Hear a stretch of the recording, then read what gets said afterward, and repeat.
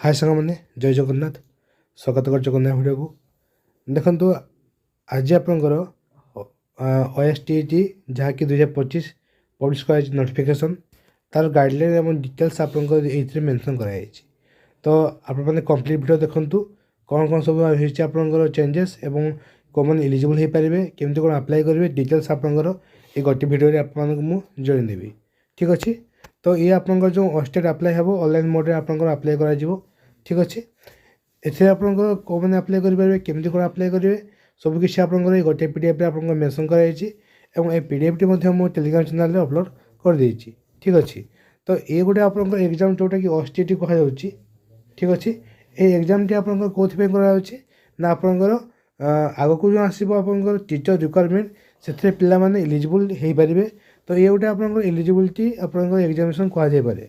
ठीक अच्छे तो एथिरे को पिला माने अप्लाई करेंगे ना बीडी जो मैंने कहते से पिला माने अप्लाई करेंगे कि जो मैंने अप्लाई आपंकर बीडी कंप्लीट कर अप्लाई करेंगे।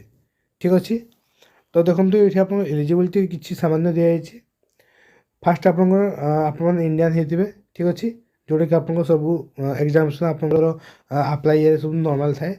नेक्स्ट सेकंड देखो आपंकर ओडिया सब्जेक्ट आपंकर जो 10th क्लास स्टैंडर्ड कि +2 स्टैंडर्ड रे किंबा आपंकर जो 10th क्लास स्टैंडर्ड आपंकर जो थाए जो गोटे सिंगल एग्जाम करा जाए से आप पास आउट होते। ठीक अच्छे ओडिया लैंग्वेज रे। ठीक अच्छे एवं जो मैंने हिंदी संस्कृत कि जो आप क्लासिकल टीचर संस्कृत तेलुगु उर्दू यही आपंकर जो कैटेगरी जो पिला माने अच्छी से मैंने आपंकर 7th कि 8th रे जो एग्जाम टी आपंकर करा जाए ओडिया एग्जाम टी से एग्जाम टी आप क्वालिफाई करेंगे। ठीक अच्छे पास होते ताहले आप एलिजिबल हो पारे। ठीक अच्छे देन देखो आपंकर ये मेंशन कराई request academic and professional qualification. ठीक अच्छे तो देखो ये आप कैटेगरी 1 और कैटेगरी 2 रे आपंकर ये दुई भाग में आपंकर भाग कराई जहाँकि कैटेगरी 1 देखो आसुच्ची कौन कौन ना आपंकर एजुकेशन टीचर जोटा कि आपंकर 10 ग्रेजुएट टीचर और आपंकर साइंस स्ट्रीम रे जहाँ सब आपंकर रही सब्जेक्ट और arts Hindi classical teacher Sanskrit Urdu Telugu. ठीक अच्छे कैटेगरी 1 आपंकर ये गोटे इंपोर्टेंट जिनस आप मन रखिथे जे आपंकर कैटेगरी 1 रे जाउची। देन आपंकर कैटेगरी 2 फिजिकल एजुकेशन टीचर जोटा कि PT ये जाउची आपंकर कैटेगरी 2। ठीक अच्छे देन देखो ये आपंकर एलिजिबिलिटी क्राइटेरिया दिगला जो मैंने कैटेगरी 1 रे आसुच्ची रही आपंकर TGT आर्ट्स रही जो मैंने आर्ट्स रे अप्लाई करेंगे। ठीक अच्छे से मैंने आपंकर bachelor degree in arts commerce किंबा आपंकर शास्त्री जोटा कि संस्कृत कह शास्त्री से आप करेंगे आपंकर बैचलर डिग्री। ठीक अच्छे कि शास्त्री एवं ता सहित आपंकर जो सब्जेक्ट थी से आपंकर ऑनर्स इलेक्टिव पास ऑप्शनल कंपलसरी ये सब जेकोसी आपंकर गोटे सब्जेक्ट आपंकर रही। ठीक अच्छे जो आप अप्लाई करेंगे एवं आपंकर जो ग्रेजुएशन रे 50% मार्क आपंकर जनरल पिलांपाई एवं 45% आपंकर SC ST handicap SC BC पिलांपाई आपने यही परसेंटेज रखिकी पास करेंगे आपंकर ग्रेजुएशन कि शास्त्री जोटा कि दिखाई। ठीक अच्छे ताहले एलिजिबल हो पारे आपंकर 10 ग्रेजुएट आर्ट्स रे। ठीक अच्छे एवं bachelor education BEd 3 year integrated BEd course कि 4 ईयर इंटीग्रेटेड BEd कोर्स करेंगे NCT रिकग्नाइज इंस्टीट्यूट रे आपने पास होते भी आपने अप्लाई करेंगे। जदि आपने कंटिन्यू कर थर्ड सेमिस्टर कि आपंकर सेकेंड ईयर अच्छा BEd ताहले अप्लाई करेंगे। ठीक अच्छे 4 ईयर इंटीग्रेटेड BEd कोर्स जब कर अप्लाई करेंगे।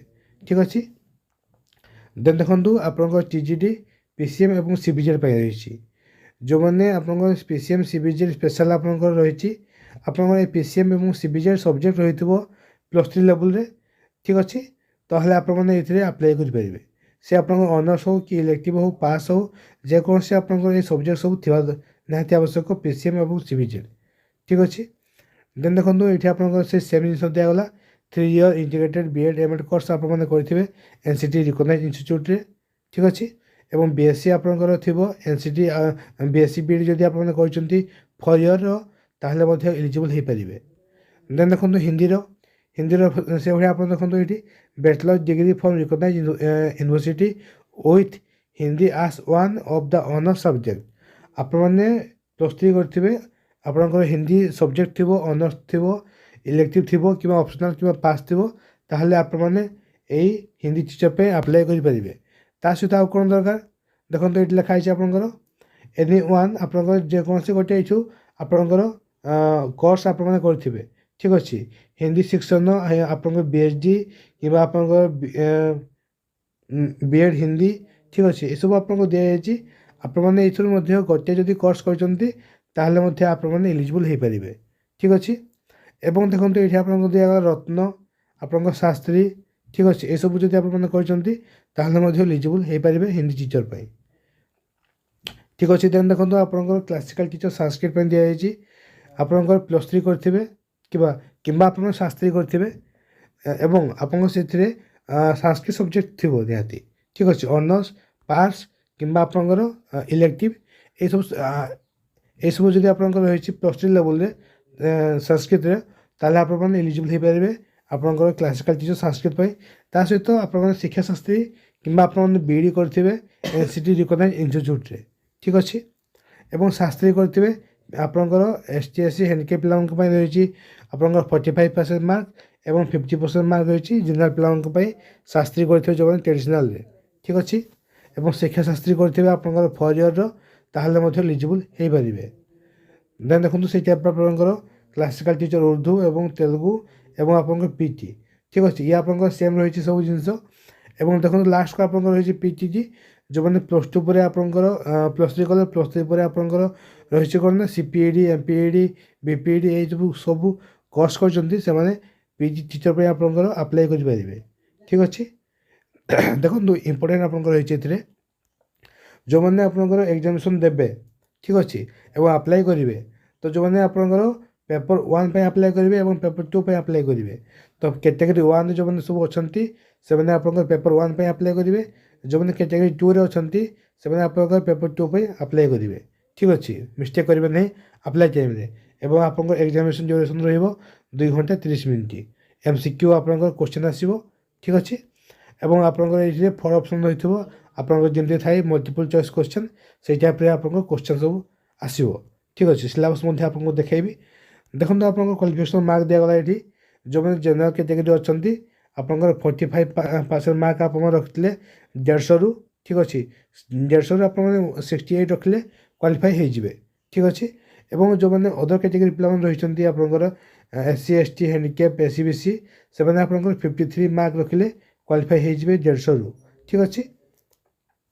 ଏବଂ ଇଏ ଆପଣଙ୍କର ଯେଉଁ ସାର୍ଟିଫିକେଟ୍ଟି ଇସ୍ୟୁ କରାଯିବ BSc ତରଫରୁ, ଏବଂ ଆପଣଙ୍କର ଇଏ ଆପଣଙ୍କର ଯେଉଁ ରହିଛି ପରମାନେଣ୍ଟ ଆଡ୍ରେସ୍, ସେ ଆଡ୍ରେସ୍ରେ ହିଁ ଆପଣଙ୍କର ଇଏ ସେଣ୍ଡ ହେଇଯିବ ଆପଣଙ୍କ ସାର୍ଟିଫିକେଟ୍ଟି, ଠିକ୍ ଅଛି। ଏବଂ ଇଏ ଆପଣଙ୍କର ଲାଇଫ୍ ଟାଇମ୍ ଭ୍ୟାଲିଡିଟି ରହିଛି ଏଇ ଅଷ୍ଟେଡ୍ ଆପଣଙ୍କର କ୍ୱାଲିଫିକେସନ୍ ସାର୍ଟିଫିକେଟ୍, ଠିକ୍ ଅଛି। ଏବଂ ଆପଣଙ୍କର ଏକ୍ଜାମ୍ କରାଯିବ, ତା ମଧ୍ୟ ଡେଟ୍ ଆପଣଙ୍କର ଆସିଯାଇଛି, ଠିକ୍ ଅଛି। 20 ଜାନୁଆରୀ 2026ରେ ଆପଣଙ୍କର ଏକ୍ଜାମ୍ ମଧ୍ୟ କରାଯିବ। ଏବଂ ବାକି ତକ ଆପଣଙ୍କ ସବୁ କିଛି ସେମ୍ ରହିଛି।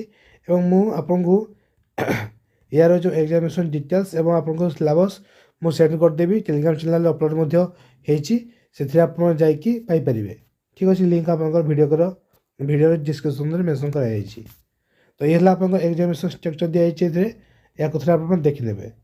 ତ ଇଏ ଫୁଲ୍ ଡିଟେଲ୍ ରହିଲା। ଏବଂ ଆପଣଙ୍କର ଯେଉଁମାନେ ଏବେ BEd କଣ୍ଟିନ୍ୟୁ କରୁଛନ୍ତି ସେମାନେ ଆପଣଙ୍କର ଗୋଟେ କଣ୍ଟିନ୍ୟୁ ସାର୍ଟିଫିକେଟ୍ ମଧ୍ୟ ଆପଣଙ୍କର ଯେଉଁ କଲେଜରୁ ଇସ୍ୟୁ କରାଇକି ତାକୁ ଆପଣମାନେ ଅପଲୋଡ଼ କରିକି ଆପ୍ଲାଏ କରିପାରିବେ, ଠିକ୍ ଅଛି। ଏବଂ ତା'ର ଫର୍ମାଟ୍ ମଧ୍ୟ ମୁଁ ବହୁତ ଶୀଘ୍ର ଅପଲୋଡ଼ କରିଦେବି ଟେଲିଗ୍ରାମ ଚ୍ୟାନେଲ୍ରେ।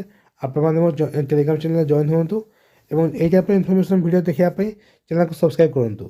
ଦେଖା ହେବ ଏମିତି ସାରା ଭିଡ଼ିଓକୁ ନେଇକି ଆଗକୁ ମଧ୍ୟ। ଜୟ ଜଗନ୍ନାଥ।